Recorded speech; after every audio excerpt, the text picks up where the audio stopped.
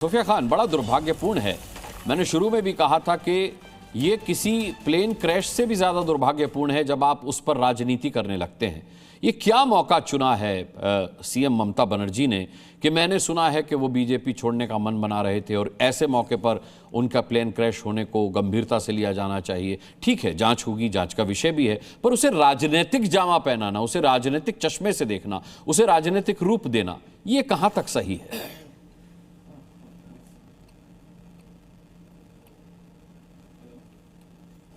आप अपने आप को अनम्यूट कीजिए सोफिया, उसके बाद बोलिए प्लीज।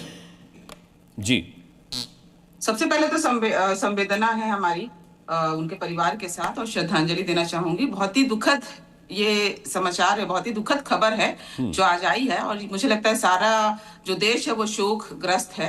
देखिए, राजनीति तो नहीं है, सवाल पूछने का, प्रश्न पूछने का हक सबको है। और जिस परिस्थिति में ये जो प्लेन क्रैश हुआ है, ऑब्वियसली वो डिप्यूटी सीएम थे और उनके प्लेन का क्रैश होना कहीं ना कहीं ये सवाल जरूर उठाता है कि कितना ज्यादा ये सेफ्टी मेजर्स लिया गया होगा या कैसे जांच की गई होगी, क्योंकि जब भी प्लेन उड़ती है तो ऑब्वियसली अगर उसमें कोई वैसे शख्स अगर बैठ रहे हैं तो उनके लिए तो मुझे लगता है कोई तो जांच हुई होगी। कोई तो सोफिया खान, अजीत पवार पहले राजनीतिक कद के व्यक्ति नहीं है जो प्लेन क्रैश में गए हैं। इससे पहले हम अपने सीडीएस को भी हेलीकॉप्टर क्रैश में खो चुके हैं। मैं कह रहा हूं कि पूरे सिक्योरिटी मेजर्स लिए जाते हैं, लेकिन अगर तकनीकी खामी की वजह से कोई हादसा होता है और जांच इस विषय की होगी, जांच से पहले उस पर सवाल उठा देना, ये कितना सही? सवाल पूछना मुझे नहीं लगता कि किसी भी तरीके से, ये तो इनफैक्ट मुझे लगता है कि जागरूक नागरिक, हर एक नागरिक को सवाल पूछना चाहिए और जवाब सत्तेदारी जो है उनको देना भी चाहिए।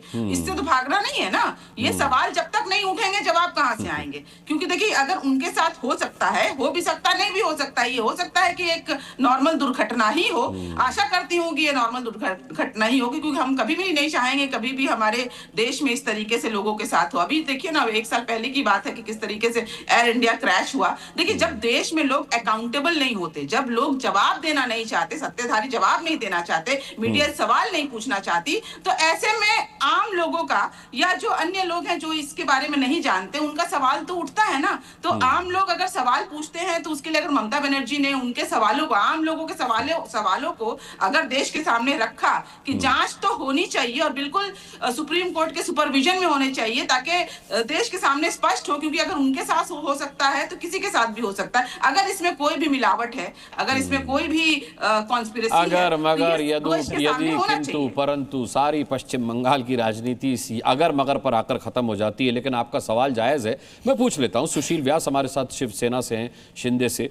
सुशील व्यास जी, अब सवाल यह है कि कहा यह जा रहा है कि जांच निष्पक्ष होनी चाहिए, सुप्रीम कोर्ट की निगरानी में होनी चाहिए, क्योंकि शक जाहिर किया है ममता दीदी ने कि कहीं ये सबुटास तो नहीं है, कहीं ये साजिश तो नहीं है, क्योंकि अजीत पवार जो है भारतीय जनता पार्टी से अलग होने का मन बना रहे थे।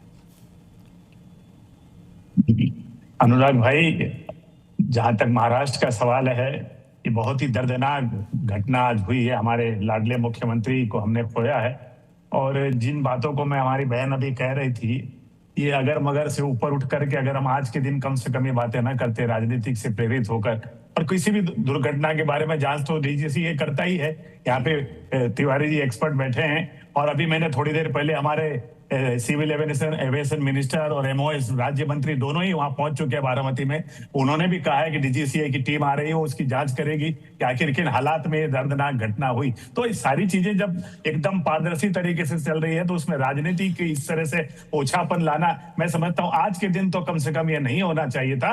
लेकिन जो कुछ हुआ ये दर्दनाक है और उसकी डीजीसीए के मार्फत जो कुछ भी जांच होगी, आखिर ये किस वजह से लो विजिबिलिटी से हुआ या कोई तकनीकी खामी थी उसकी वजह से हुआ, और सवाल कौन किससे अलग होता है, कौन किससे दूर होता है, इसकी फैसला हम लोग एडवांस में नहीं कर सकते। हम महाराष्ट्र की राजनीति में काम कर रहे हैं, हमने तो कभी ऐसा नहीं सुना कि चाचा भतीजे इकट्ठा होकर के कहीं बीजेपी से एनडीए से दूर जा रहे हैं या वो एनडीए में जा रहे हैं। इस तरह की घटना तो यहाँ तो लगातार पिछले 3 महीने से चुनाव चल रहे हैं। पहले नगर परिषद का हुआ, फिर महानगर पालिका का हुआ, अब जिला परिषद का 5 फरवरी को। इस तरह की कोई आहट और सुगबुगाहट हमने नहीं सुनी है।